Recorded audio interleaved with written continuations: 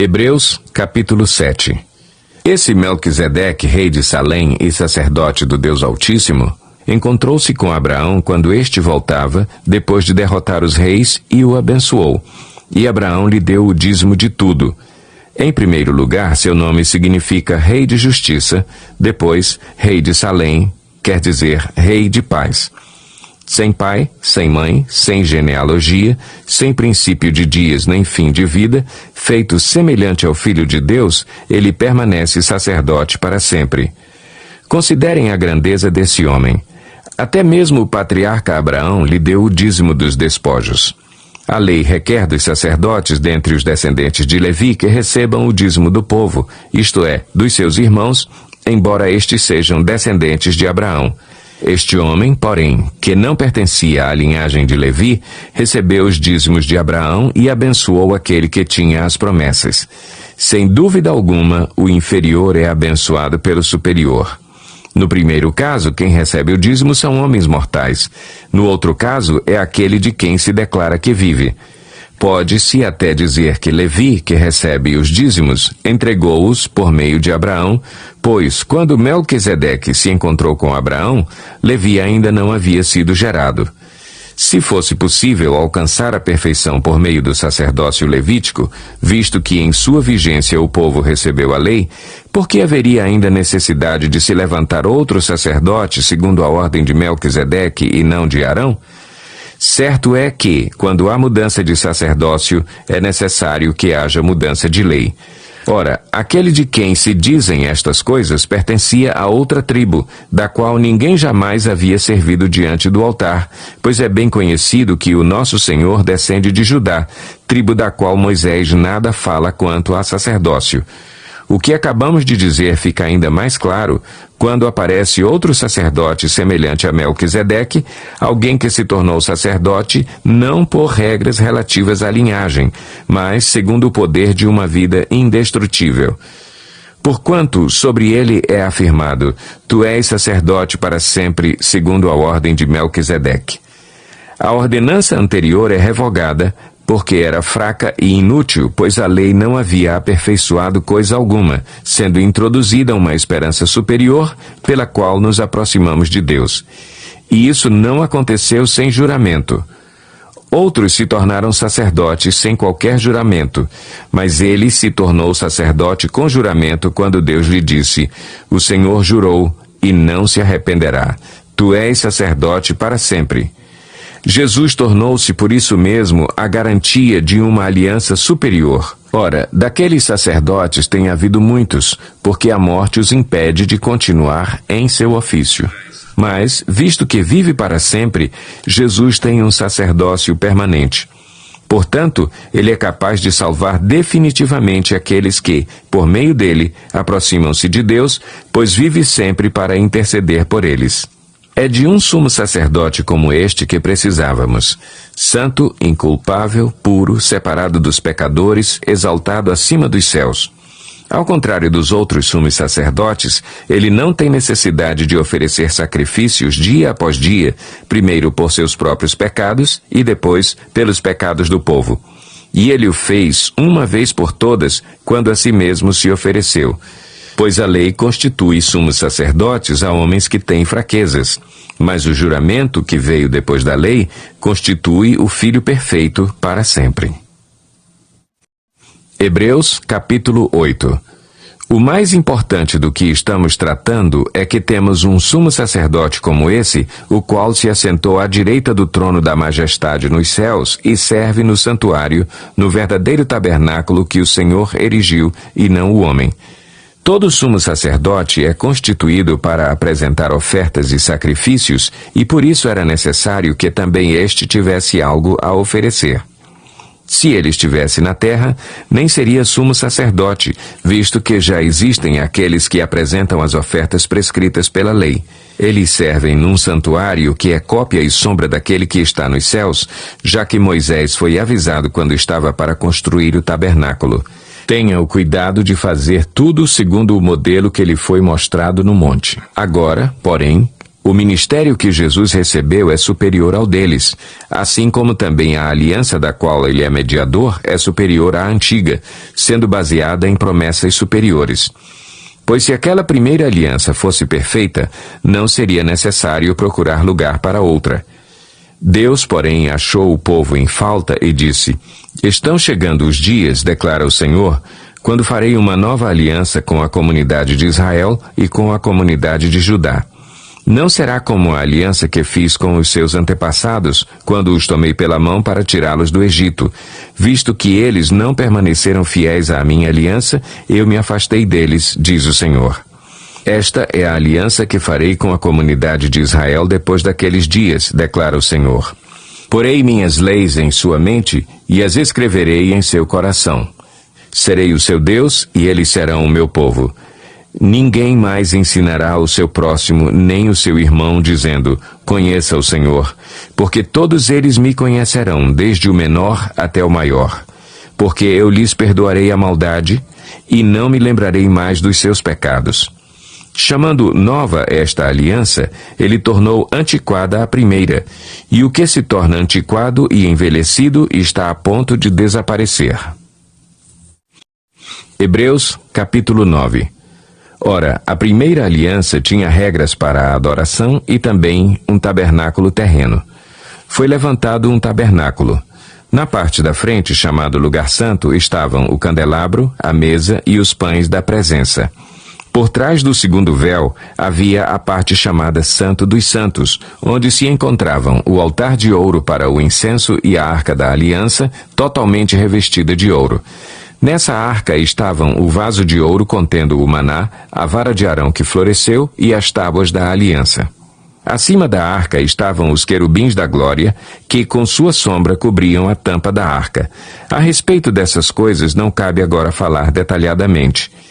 Estando tudo assim preparado, os sacerdotes entravam regularmente no lugar santo do tabernáculo para exercer o seu ministério.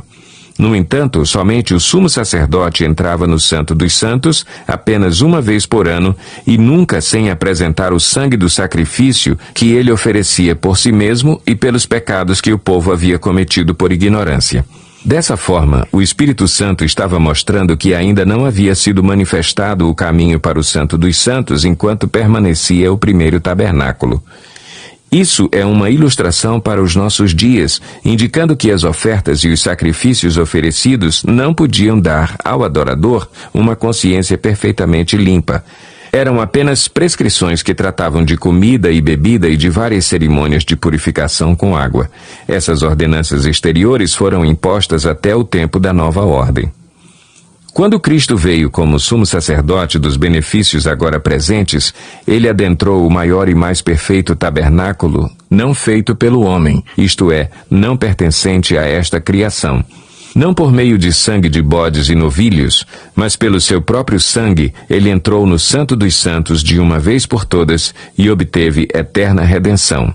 Ora, se o sangue de bodes e touros e as cinzas de uma novilha espalhadas sobre os que estão cerimonialmente impuros os santificam, de forma que se tornam exteriormente puros, quanto mais o sangue de Cristo, que pelo Espírito Eterno se ofereceu de forma imaculada a Deus, purificará a nossa consciência de atos que levam à morte, para que sirvamos ao Deus vivo. Por essa razão, Cristo é o mediador de uma nova aliança para que os que são chamados recebam a promessa da herança eterna, visto que ele morreu como resgate pelas transgressões cometidas sob a primeira aliança. No caso de um testamento, é necessário que se comprove a morte daquele que o fez, pois um testamento só é validado no caso de morte, uma vez que nunca vigora enquanto está vivo quem o fez. Por isso, nem a primeira aliança foi sancionada sem sangue. Quando Moisés terminou de proclamar todos os mandamentos da lei a todo o povo, levou o sangue de novilhos e de bodes, e também água, lã vermelha e ramos de hisopo, e aspergiu o próprio livro e todo o povo, dizendo: Este é o sangue da aliança que Deus ordenou que vocês obedeçam.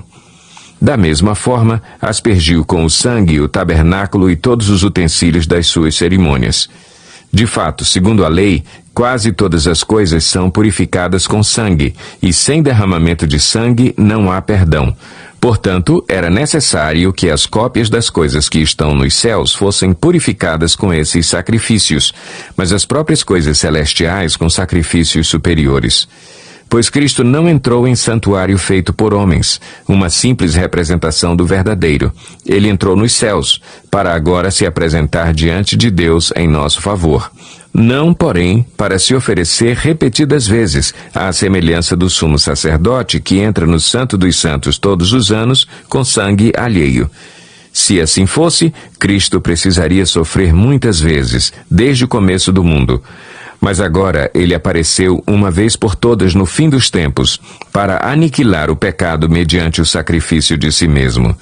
Da mesma forma, como o homem está destinado a morrer uma só vez e depois disso enfrentar o juízo, assim também Cristo foi oferecido em sacrifício uma única vez, para tirar os pecados de muitos, e aparecerá a segunda vez, não para tirar o pecado, mas para trazer salvação aos que o aguardam.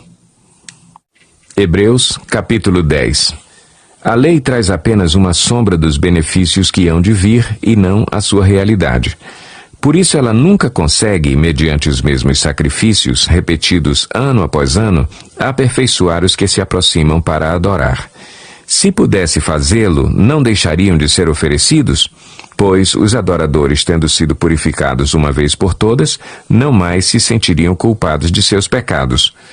Contudo, esses sacrifícios são uma recordação anual dos pecados, pois é impossível que o sangue de touros e bodes tire pecados. Por isso, quando Cristo veio ao mundo, disse: sacrifício e oferta não quiseste, mas um corpo me preparaste. De holocaustos e ofertas pelo pecado não te agradaste. Então eu disse: aqui estou. No livro está escrito a meu respeito: vim para fazer a tua vontade, ó Deus. Primeiro ele disse: sacrifícios, ofertas, holocaustos e ofertas pelo pecado não quiseste, nem deles te agradaste, os quais eram feitos conforme a lei. Então acrescentou: aqui estou, vim para fazer a tua vontade. Ele cancela o primeiro para estabelecer o segundo. Pelo cumprimento dessa vontade, fomos santificados por meio do sacrifício do corpo de Jesus Cristo, oferecido uma vez por todas. Dia após dia, todo sacerdote apresenta-se e exerce os seus deveres religiosos. Repetidamente oferece os mesmos sacrifícios que nunca podem remover os pecados. Mas quando este sacerdote acabou de oferecer para sempre um único sacrifício pelos pecados, assentou-se à direita de Deus. Daí em diante, ele está esperando até que os seus inimigos sejam colocados como estrado dos seus pés.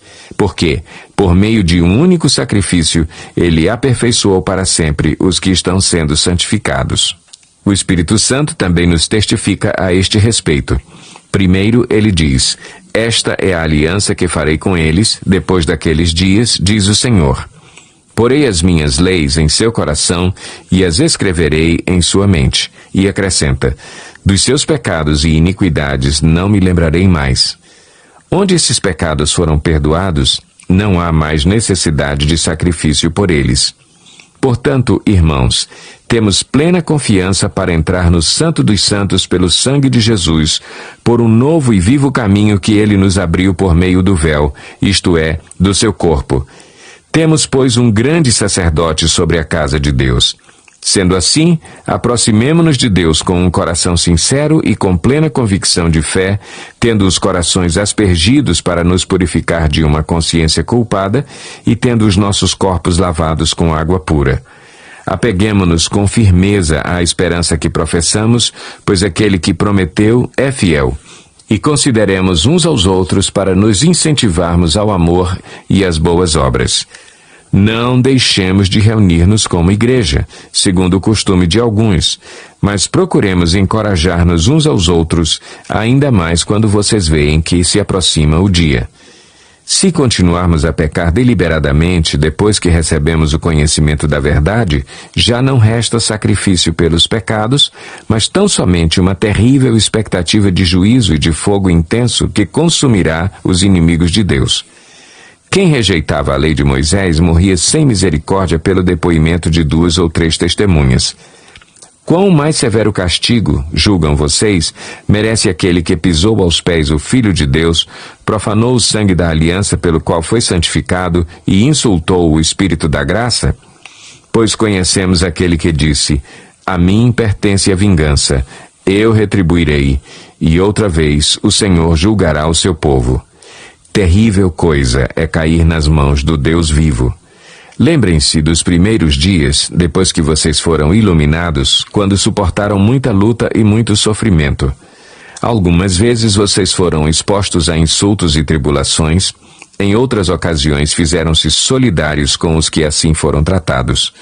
Vocês se compadeceram dos que estavam na prisão e aceitaram alegremente o confisco dos seus próprios bens, pois sabiam que possuíam bens superiores e permanentes.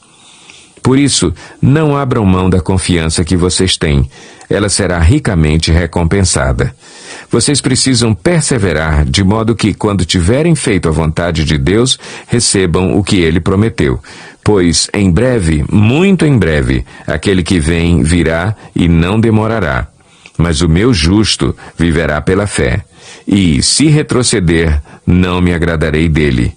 Nós, porém, não somos dos que retrocedem e são destruídos, mas dos que creem e são salvos.